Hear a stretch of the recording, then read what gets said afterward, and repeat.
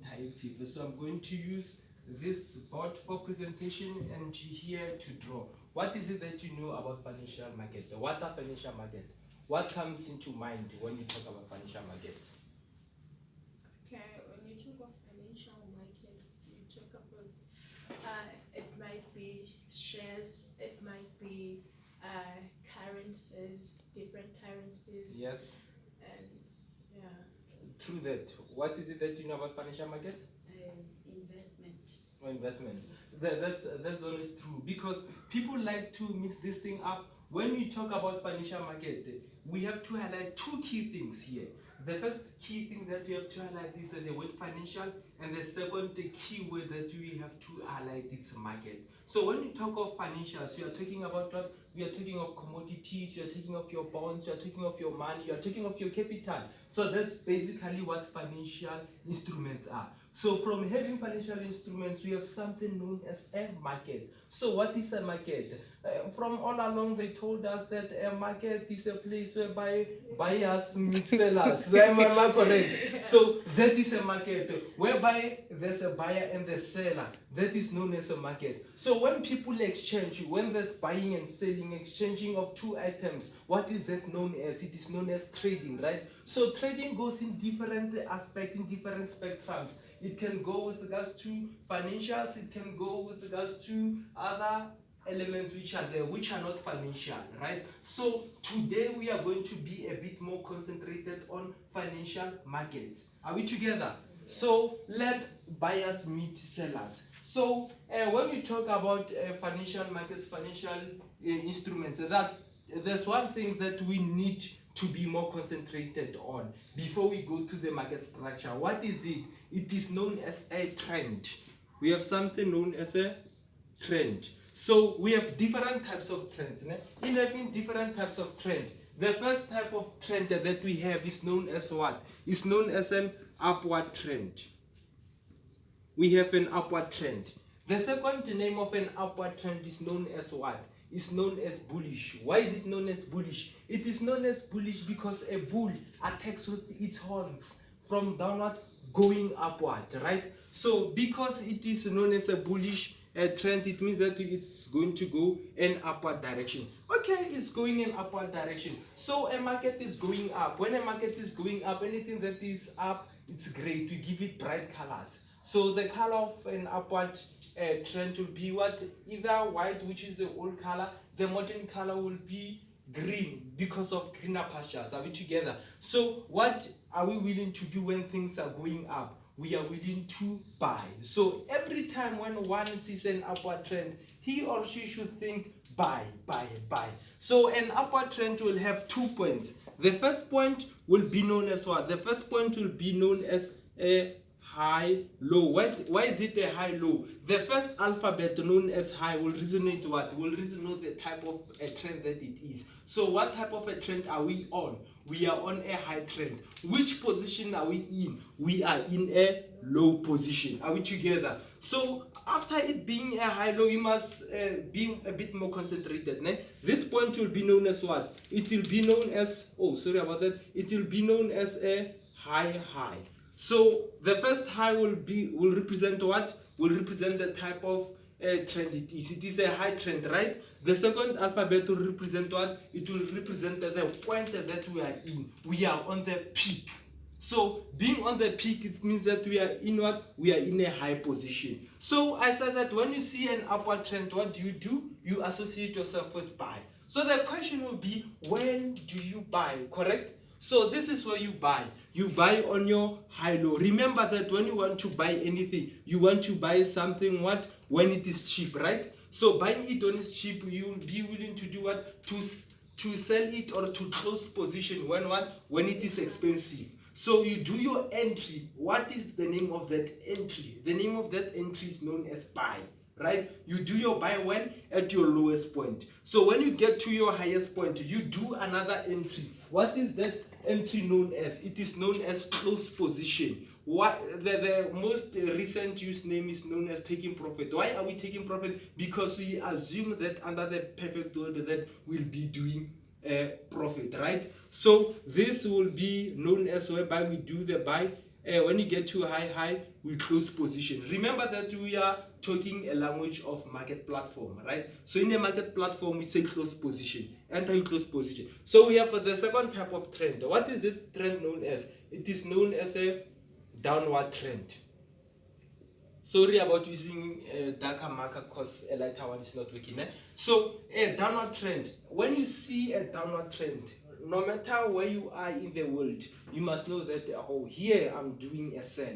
Are we together? So a downward trend is associated to the sell. So because it's a downward trend, it will continue to go down in this direction, right? Going down in this direction, what is this point known as? This point will be known as the low to represent the type of trend that I mean a low trend, right? The position where I'm at is high, so I'm on my low high. So when we get to this point, it will be known as the low. The type of trend that I'm in, a low trend. The position that I'm at a low position. Are we together? So I'm in a low position. So I said downward trend is associated to what? It is associated to sell, right? Where will I sell? I'm going to sell at my low high. Let's go back to basic. Let's go back to logic, right? Logic says that you want to sell something which is when it is expensive, right? So hence I'm selling it at high. We said that you are willing to do what? To buy something at a cheaper price. Ne? Hence when we are here, we say that you buy at low. So low accommodates buy and high accommodates sell. But what you do, because we are in a market platform, we know that when we are in upward trend, we do our buys. When you are in our downward trends, we do our sells. Are we together? Then we have the third type of trend. This third type of trend has, okay, before I go to the third type, let's talk about the downward. The downward is also known as a bearish trend. Why is it known as a bearish trend? It is known as a bearish trend because a bear attacks with its claws going downwards, remember.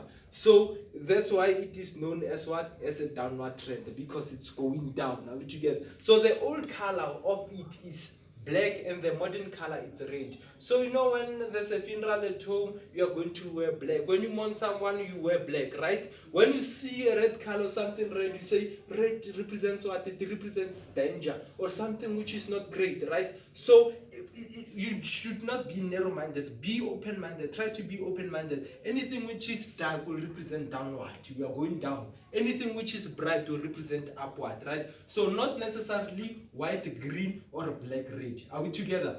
Then we have the third type of trend. This third type of trend is known as the flat. The second name they gave it will be consolidating. The third name which is known for it will be known as continuous, because it is continuous. It is continuously moving. How is it like? That's a question that one will ask, right? This is how it is like. It is like this. See, I'm continuous. I'm continuously moving, right? So this is me. This thing. This is me continuously moving, right? So what did we say? We said that when you are down, we said that when you are down, we said that when you are down, you do what? When you are at your low position, you do your buy, right? When you are at your high position, you do what?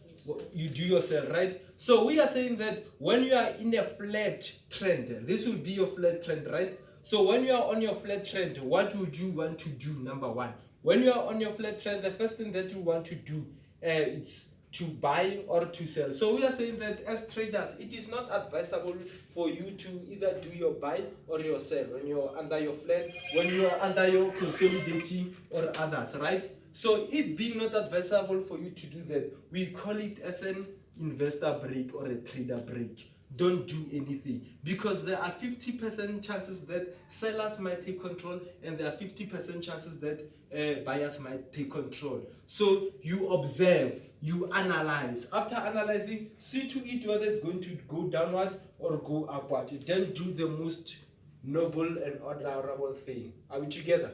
Do you have any questions in that aspect? Do you have any questions? No. Okay. Back to business, let's go to our market structure. We've got active participants and passive participants, right?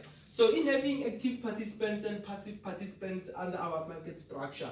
So active participants, who can guess to tell me what active participants are? Active participants? Okay, you have your commercial banks, brokers, dealers, central banks. You have your passive participants. You can see it's investing funds, international companies, private investors, speculators. What are passive participants? Anyone?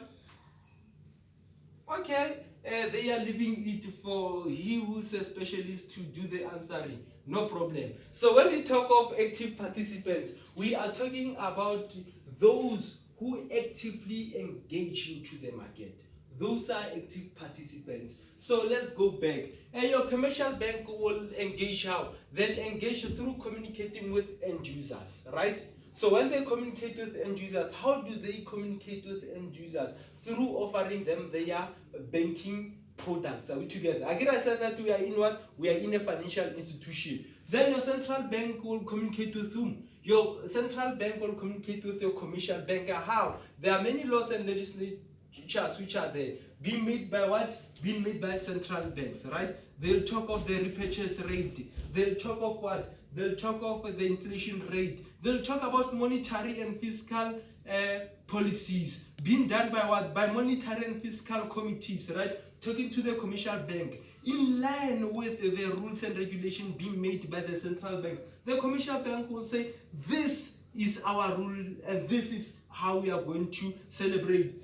Brokers and dealers will act as what? As intermediaries, right? To what? To end users. Then I'm done with my active participants. So let's go back to my passive participants. I said investing funds, international companies, private investors, and speculators, right? So there's one common factor which one can factorize or take out, which is what? Which is investment here.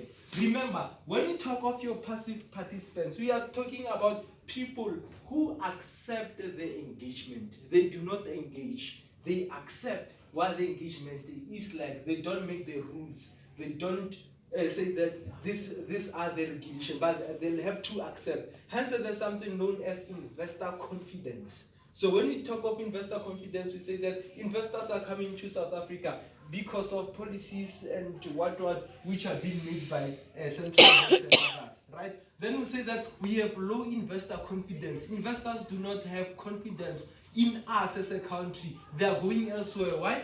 Because of what? They do not like the engagement which is happening. So they do not have control over the engagement, but they have influence over that engagement. Are we together? So when we say investing fund, who will invest funds? Obviously, international companies will invest funds, right? So as I said, when we talk of financial markets, we are saying that, or buying and selling, we are saying that you can participate in whichever economy in any way, whether monetary or whether with regards to product, but at the ultimate end you want to see money coming in, right? We are talking about private investors. They do what? They do investment. So the key word here is investment. So when you invest, what will happen? A buyer will have to meet a seller, right? It's either you bid or you ask. That's the rule of the game. Are we together? So we go to the market. I deliberately did not elaborate or touch the broker or dealer because that is our core business function. As the affiliate partner, the major affiliate partner of Larsen & Horst and as Gold Africa, what do brokers do? Brokers act as intermediaries, right? So as a trading broker, what do we do then? We act as an intermediary in offering platform to whom? To end users. Who are end users? End users is myself as an individual and yourself as an individual. End users are passive participants. Are we together? Again, there'll be meaning and wanting to invest fund, right? So hypothetically speaking, H0, H alternative, this is a $1 trillion market, right? Daily. It being a $1 trillion market daily, you and I do not have the necessary capacity in getting into this market. Are we together? So we want to access this market. This market is great. The last selection you said something about stock fairs grouping together, right? This is the main aim. So as a broker, we are saying that okay,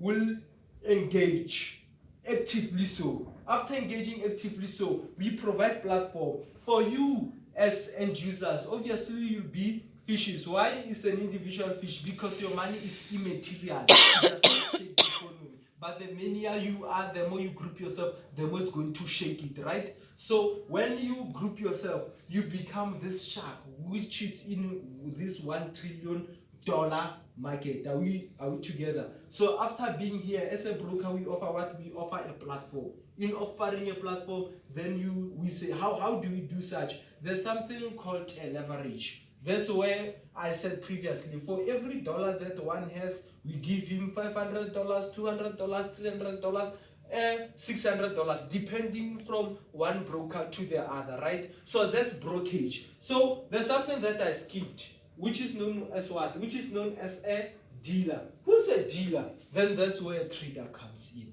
Then that's where one says that, no, you know what? I see that you are a broker, I want to access the market, but I'm a lazy somebody. Being lazy, I don't want to trade. I want you to do the actual buying and selling on my behalf. Then that person who will be doing the actual buying and selling on your behalf will be known as what? Will be known as a dealer. He or she will be dealing on your behalf. So let's talk of autocorrelation. There is autocorrelation between a dealer and a broker. But we will be insignificant or incorrect in saying that a broker is a dealer or saying that a dealer is a broker. You can be a broker but not be a dealer. You can be a dealer but not be a broker. Or you can be both out together. But luckily, our partner which we are affiliated on is both a broker and a dealer. So we offer cutting edge services for such. Are we together?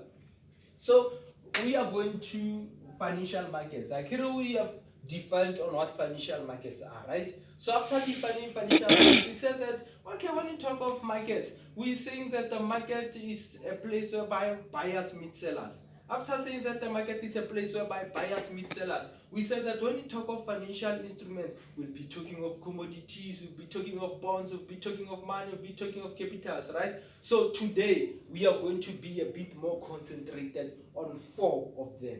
The first one is known as commodities. What are commodities? I know that I might be a university lecture, but care to guess what is a commodity? Yes, obviously, because you can see them, right? So when you talk of your oil, your gold, your natural gas, or cocoa, the list is endless, right? These natural resources, they act as commodities. So usually, countries have commodities in their reserves, right? So certain country, for example, in South Africa, what is our reserve? Our reserve in South Africa is what? Is gold. So gold as a commodity will be associated to us as a country. What is the reserve of Botswana? So Botswana as a country will have its own reserve. Are we together? So those commodities that they help. Iran will have oil, Nigeria will have oil. So they are commodities. The commodities are the most ancient type of what? Of financial instruments used by traders. So as I said before, the money that you are using is not an actual money, because the first thing that was used as money was gold. And gold is a commodity. Hence, countries are associated to such as their reserves. Are we together?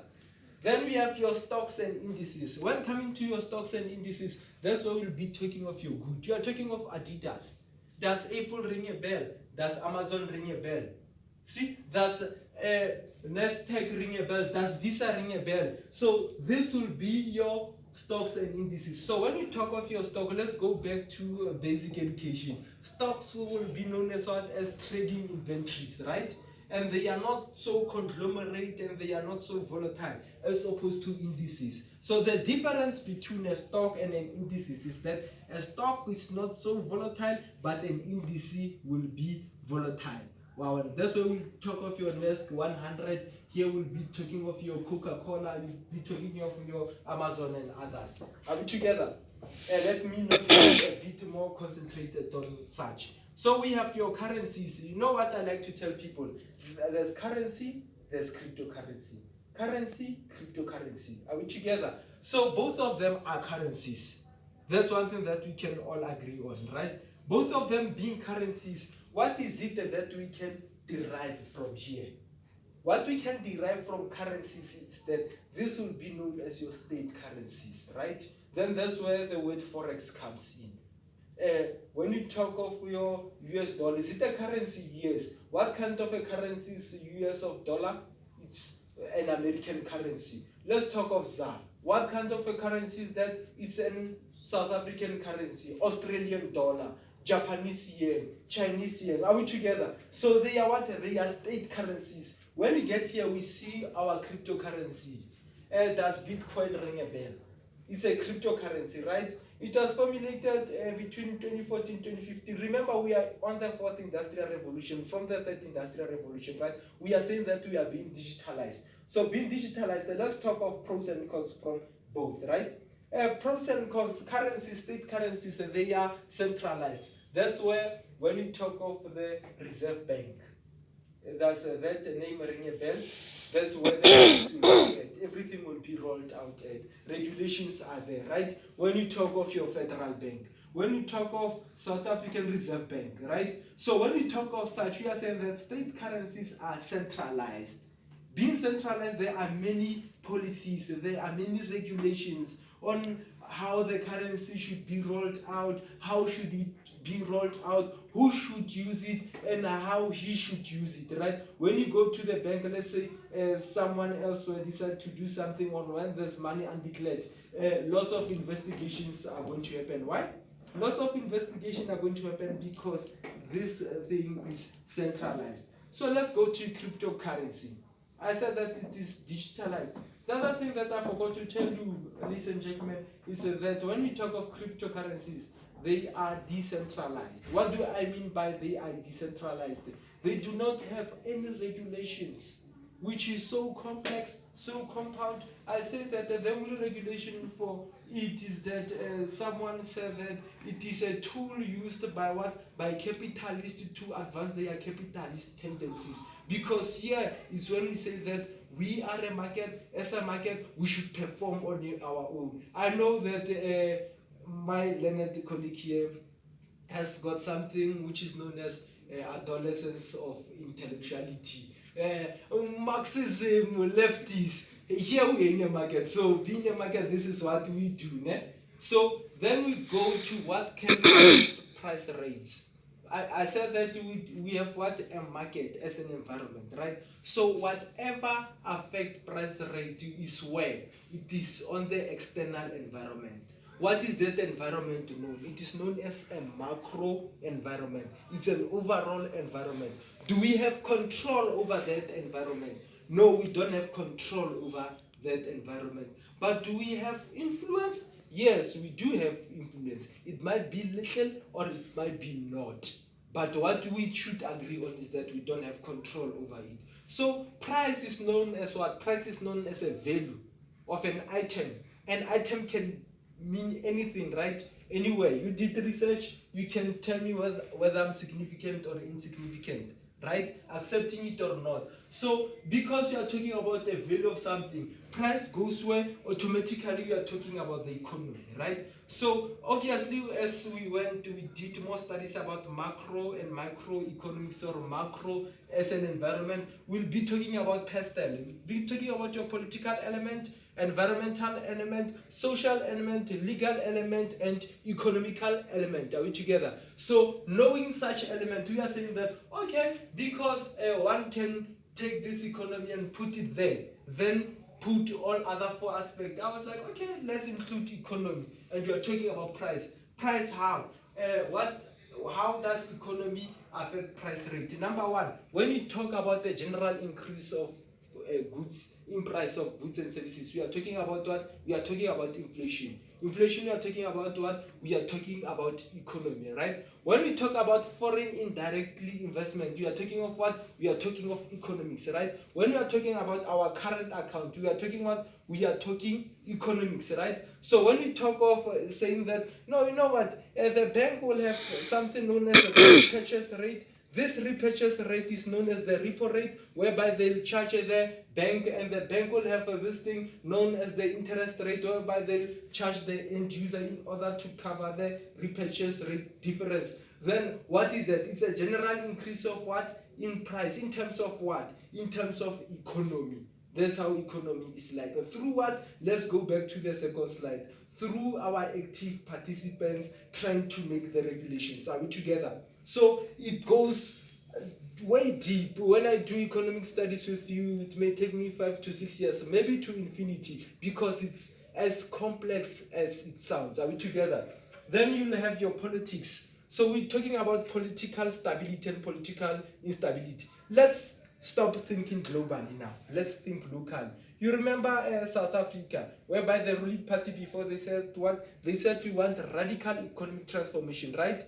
Radical economic transformation means what? It means that we are taking our economy away from the West, we are taking it to where? To the East. I get that is a political statement, right? Was it reckless or what is not reckless? I'm not a political analyst. But what I know is that what we had investor confidence being down. The Western economy said what? Okay, you want to do that, we'll assist you. We are going to withdraw our money. What happened to the economy of South Africa? Rand weakened the currency. You see? So as it weakened as a currency, when you do your ZAR US dollar comparison, you see that in order for you to purchase $1, you need 15 to 16 rands. But when we are talking about 2009, 2010, 2005, 6, you needed only 5 rands in order for you to do what? To purchase $1. Are we together? That's where constant money and real money plays a role. So political stability and political instability is a major factor where we're talking of prices. South Africa has been a great country, or it has been strong in terms of its economy because of its leader. Remember the story of Nelson Mandela, the world icon. When talking of Nelson Mandela, the rand was strong. Then we went to Thabo Mbeki.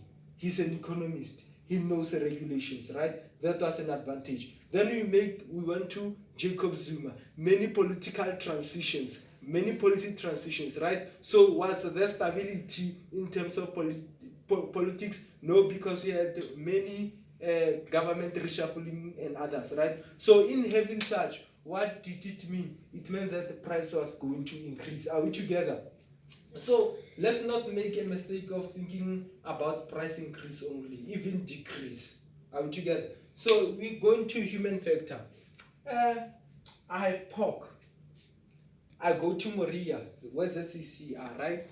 When I sell pork at Moria, do you think that those ZCC members are going to buy it? No, because they have what? They have this perception about pork, right? So when we talk of human factor, we are talking about perception. Let's talk about swine flu. The moment we had this outrage discovery about swine flu, what happened? Many people were like, okay, pigs are dead, you don't want pigs, right? So same example, we go to Hindu. After going to Hindu, I have my meat, the Hindu culture. I want to sell meat. Do you think that they're going to buy it? The answer might be yes, but the rate will be no, will be a bit low, right? So that is where we go back to the Potter's 5. I'm going a bit deeper. When we go to Potter's 5, there's this element known as what? As the bargaining power of the buyer and the bargaining power of the seller. So when we say that the seller has bargaining power, we are saying what? We are saying that there are many buyers and few dominant sellers.